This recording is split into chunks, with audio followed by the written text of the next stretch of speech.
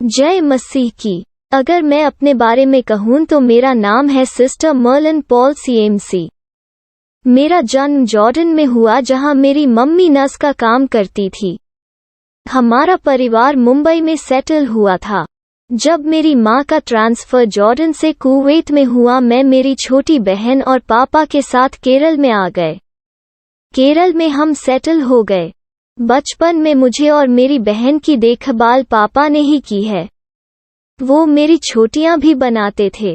School जाने से पहले सब कुछ रेडी रखते थे। मेरी मम्मी जो विदेश में काम करती थी, वो हर महीने खत लिखती थी जिसके आखिर में हम बच्चों के लिए बाइबल से एक कहानी होती थी। वो कहानी पढ़ने के लिए मैं हर महीने उस खत का बेसब्री से इंतजार करती थी। ऐसे खुशी से मेरा बचपन बीता। बचपन में प्रार्थना करने का मेरा कोई स्टाइल नहीं था। मेरे जीवन में यीशु का सबसे यादगार अनुभव पवित्र मिस्सा बलिदान के समय हुआ था। तब मैं 7 या 8 साल की थी। मिस्सा बलिदान में बहुत भक्ति पूर्वक तो नहीं कह सकते, जैसे आमतौर पर इधर उधर देखते हुए बच्चे इसमें भाग लेते हैं, मैं भी इसमें भाग ले रही थी। मेरी आंखें खुली ही थीं, पर मुझे ऐसा लगा कि मैं गिर रही हूँ। जब मैंने नीचे देखा, एक सांप मुंह खोलकर मुझे खाने के लिए तैयार था। मैं बहुत डर गई थी। मैं कुछ भी नहीं कर पा रही थी। मैं गिरते जा रही थी। तब मुझे ऐसा लगा कि एक हाथ मुझे पूरी ताकत से खींच रहा है। सफेद कपड़े पहने हुआ एक इंसान। इस घटना से मुझे इस बात पर यकीन हो गया कि भगवान हमें बचाता है, मुश्किल परिस्थिति में भी हमारा साथ देता है। जब भगवान वाकई आपके साथ है तो ऐसे लगता है ना कि उनसे बात करूं। मुझे यीशु से कैसे बात करनी है यह भी नहीं पता था। मैंने यीशु से नॉर्मल वार्तालाप शुरू किया। यीशु, क्या आप मुझसे बहुत प्यार करते हैं? प्रार्थना करने वाले बच्चे आपको पसंद है ना? मुझे बातें करना अच्छा लगता है। यीशु, तुम सब सुन रहे हो ना? मुझे मैथ्स में बहुत मुश्किल होता है। टीचर कितना भी सिखाए मुझे समझ में नहीं आता। बार बार गलत हो जाता है। यीशु, क्या आप मेरी मदद करोगे? आप मेरे साथ ही रहना, तब सब कुछ सही हो जाता है। इस बार की छुट्टियों में हमें खूब मस्ती करनी है। तालाब में नहाना है, मछली पकड़नी है और बहुत सारे गेम्स खेलने हैं। मुझे किया हुआ वादा भूलना मत। आज के लिए बस इतना। बचपन में यीशु से मेरी लड़ाई भी होती थी। कभी कभी मैं यीशु से पूछती कि क्यों आप मुझसे बात नहीं करते। फिर कभी बोलती, मैं ऐसी ही हूँ, ये आप जानते हैं ना। आप मुझे जैसे समझ में आता है वैसे उत्तर दीजिएगा। ऐसे मैं बात करती थी। हम जो भी करते हैं यीशु सब देखते हैं। यीशु सब जानते हैं। उस हिसाब से यीशु एडजस्ट कर लेंगे, ऐसी मेरी फीलिंग थी। मेरे बचपन का सबसे एक्साइटिंग दिन था मेरा फर्स्ट होली कम्युनियन का। उस दिन यीशु पहली बार हमारे दिल में आते हैं। उस दिन मुझसे कहा गया था कि उस दिन आप यीशु से जो भी मांगो आपको मिल जाता है। फर्स्ट होली कम्युनियन की तैयारी करना बहुत एक्साइटिंग था। मेल मिलाप संस्कार के लिए मैंने जितने भी पाप किए थे वो सब पेपर पर लिखकर याद करके गई थी। मेल मिलाप संस्कार के दौरान जब हम अपने पाप स्वीकार करके बताते हैं तब होने वाली गिल्ट फीलिंग, उसके बाद मिलने वाली शांति मुझे अभी भी याद है। जब यीशु मेरे दिल में पहली बार आते हैं तब मैं नहीं चाहती थी कि कोई पाप मुझ में शेष हो। फर्स्ट होली कम्युनियन के बाद से मुझे पवित्र आत्मा की आवाज समझने की कृपा मिली। स्कूल के एक स्कॉलरशिप की परीक्षा थी। मैं उस दिन हॉल टिकट लेना भूल गई। जब मैं बस में बैठी तब मुझे याद आया कि मैंने हॉल टिकट तो लिया नहीं है। अगर मैं वापस घर जाकर हॉल टिकट लेकर आती तो एग्जाम के लिए लेट होती। अब मैं क्या करूं यीशु? जब मैं ऐसा सोचती थी तब मुझे अंदर से एक आवाज सुनाई दी, हो सकता है कि तुम कुछ समय के लिए रो दोगी, पर मैं एग्जाम के टाइम पर तुम्हारे साथ रहूंगा। मैं स्कूल गई और सीधा हेड मिस्ट्रेस के पास गई। जब हेड मिस्ट्रेस ने यह सवाल पूछा कि तुम क्यों हॉल टिकट लेकर नहीं आई, मैं रोने लगी। हेड मिस्ट्रेस ने मुझे एग्जाम लिखने की अनुमति दी, पर टेंशन के कारण मुझे कुछ याद नहीं आ रहा था। पर मेरे अंदर से यह आवाज आ रही थी कि जरा ऑप्शन A देखो, ऑप्शन B को चेक करके देखो। ऐसे धीरे धीरे मैं उत्तर देने लगी। एग्जाम खत्म हो गया। एग्जाम के बाद जब लोग डिस्कस कर रहे थे कि राइट आंसर क्या है, मुझे उसमें कोई इंटरेस्ट नहीं था। जब महीने बाद रिजल्ट आया, मुझे स्कॉलरशिप मिल चुका था जो पहले कभी नहीं मिला था। मुझे यीशु से यह दोस्ती थ्रिलिंग लगने लगी। इतना कम्फर्टिंग, पक्का वाला हमराज दोस्त और कोई हो सकता है क्या? पहले किताबें पढ़ना मुझे उतना पसंद तो नहीं था। मुझे अभी भी याद है, मेरे फर्स्ट होली कम्युनियन के दिन मुझे तोहफे के रूप में 2 किताबें मिली थीं। एक पापा के दोस्त ने दिया हुआ वसुला राइडन की किताब ट्रू लाइफ इन गॉड थी और दूसरी बुक कार्टून्स से भरी हुई थी। मुझे कार्टून्स वाला बुक ज्यादा पसंद था। True life in God book में कोई चित्र नहीं था। मैंने उसे नहीं पढ़ा, उसे साइड में रख दिया और मैं उसे भूल गई। सालों बाद जब घर में आए किसी रिश्तेदार को देने के लिए बुक ढूंढ रही थी, तब मुझे यह बुक मिली। उस रिश्तेदार ने 2-3 पन्ने पढ़े और किताब रख दी। मैं जानना चाहती थी कि यह किताब किस बारे में है। वह एक फैशनेबल स्त्री की कहानी है जो बहुत सारे मिस्टिकल अनुभवों से गुजरी। वो औरत कैसे अपनी रोजमर्रा की जिंदगी के बारे में यीशु को बताती है और यीशु उन्हें उत्तर देते हैं। उस किताब को पढ़ने के बाद मुझे समझ आया कि मेरा प्रेयर करने का तरीका अच्छा है। यीशु को पसंद है। यीशु ऐसे ही और लोगों से भी बात करते हैं। मैं तो बचपन से ही यीशु से बात करती थी। रूम का दरवाजा बंद करके यीशु के रूप के सामने बैठकर उस दिन घटी सारी घटनाएं मैं यीशु से शेयर करती थी। कोई परेशानी हो या किसी ने डांटा हो, वो सब मैं यीशु को बताती। इसने मेरे साथ ही यह किया, मुझे ऐसा बोला, मैंने ऐसा किया, वगैरह वगैरह। जो भी नेगेटिव फीलिंग्स हैं उन्हें मैं यीशु से सबसे पहले कह देती। और मुझे लगता कि यीशु शुरू से आखिर तक पूरी तरह मेरी बात सुनते हैं। तब मैं 4वीं या 5वीं क्लास में पढ़ती थी। इस वार्तालाप के अंत में यीशु मुझसे बात करते, तुम्हें ऐसा करना चाहिए था, तुमने ऐसा क्यों नहीं किया। जब बात मुझ पर आती तब मुझे समझ आता कि सिर्फ सामने वाले की गलती नहीं है, मेरी भी गलती है। यीशु मेरी गलतियों को पॉइंट आउट करते थे। जो भी परेशानियां मैं यीशु से वार्तालाप में शेयर करती, वे सारी परेशानियां धीरे धीरे सॉल्व होती। इससे जीवन के हर कठिनाई में मैं रिलैक्स्ड स्टेट पर आने लगी। कितनी भी बड़ी प्रॉब्लम क्यों ना हो, मुझे पता था कि यीशु सॉल्व कर देंगे, इसलिए परेशानियां मुझे कम अफेक्ट करने लगी। शुरू में मुझे लगता था कि यीशु से बातचीत सिर्फ मेरा वहम है। शायद यीशु ऐसा उत्तर देते हैं। मैं जब कॉलेज में पहुंची तो मुझे इस बारे में और ज्यादा क्लैरिटी मिली।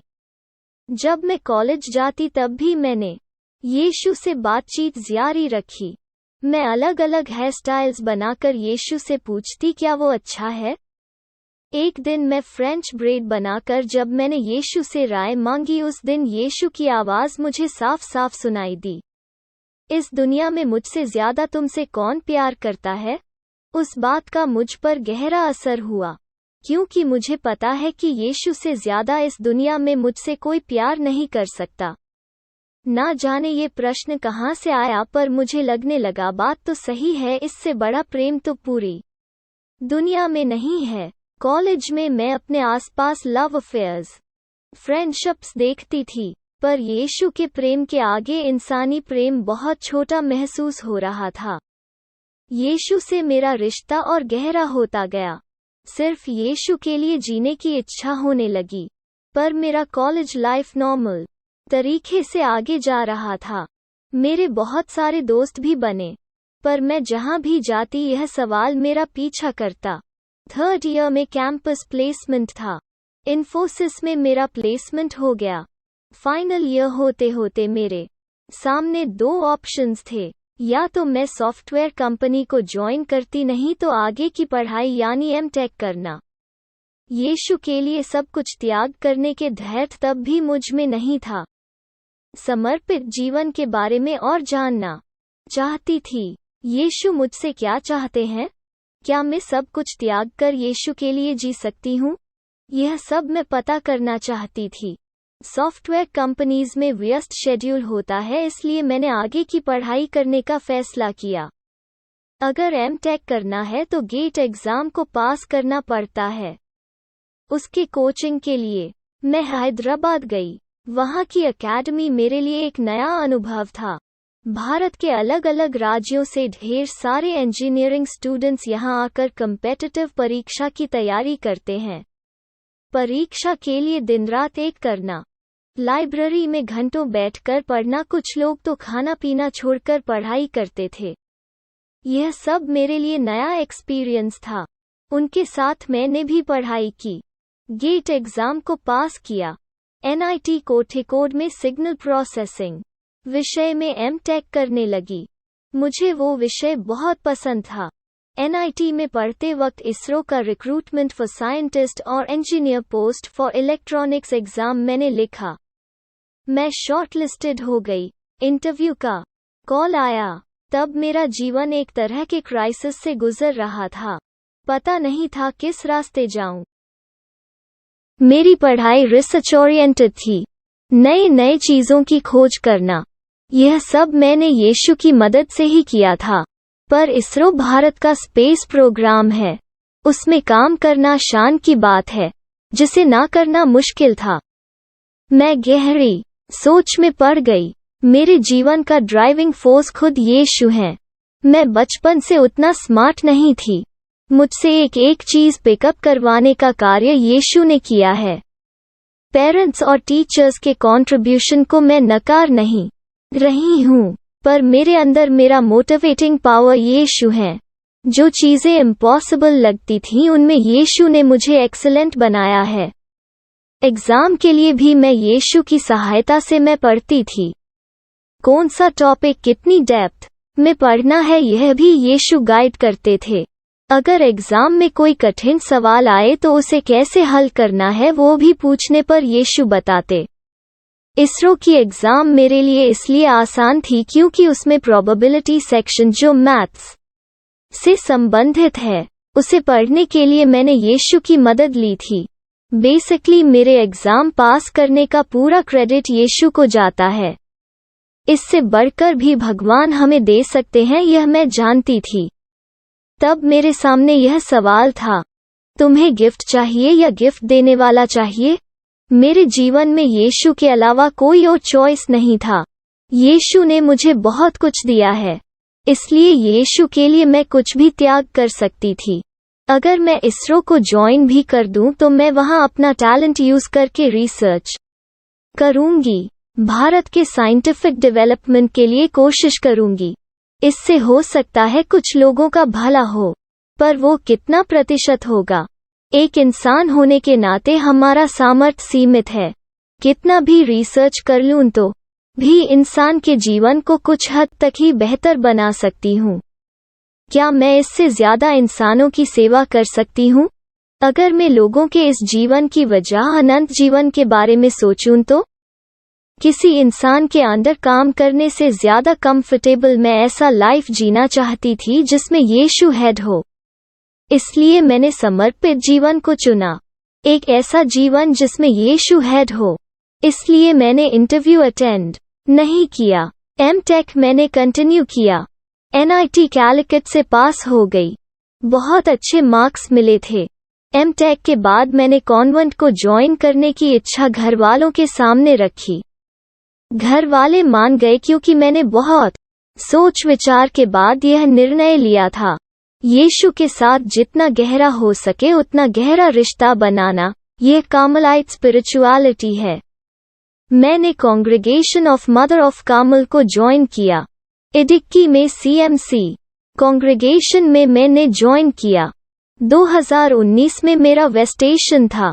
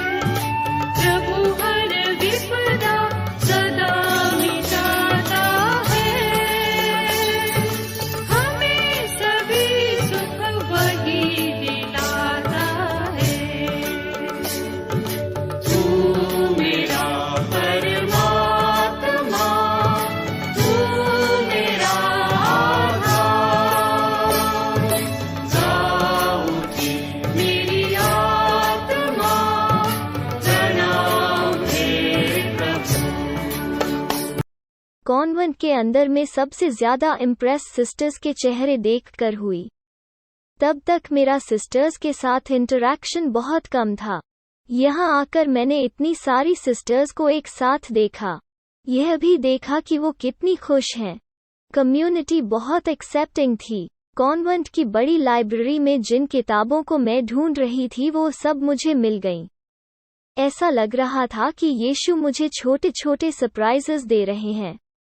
सबसे खुशी की बात तो यहाँ का चैपल है जहाँ मैं शांत रहकर यीशु के साथ वक्त बिता सकती हूँ। अथों की यीशु की आवाज़ सुनने के लिए मौन चाहिए। मैं कॉलेज में हो या पढ़ाई की जगहों पर यीशु के साथ वार्तालाप करने एक कमरा ढूंढती थी। जितनी शांतता यीशु उतनी देर बातें करते। जैसा मैं चाहती थी वैसे ही सब कुछ यीशु ने यहाँ तैयार रखा था। मेरी लाइफ बहुत एक्साइटिंग है। इसका यह मतलब नहीं है कि कोई कष्ट नहीं है, पर अगर कुछ गलत भी हो रहा हो तो मैं जानती हूँ वो सब ठीक करेंगे। ऐसी आज़ादी समर्पित जीवन का कौ है। यीशु से पर्सनल रिलेशनशिप बना के तो देखो। जिंदगी बहुत खूबसूरत और सिंपल लगने लगती है। ऐसा लगता है यीशु ने सरप्राइज के तौर पर सब कुछ मेरे लिए अरेंज किया है। कभी कभी मैं ऐसा सोचती हूँ कि काश मैं कॉन्वेंट पहले ज्वाइन करती। यीशु तेरा लाख लाख शुक्रिया।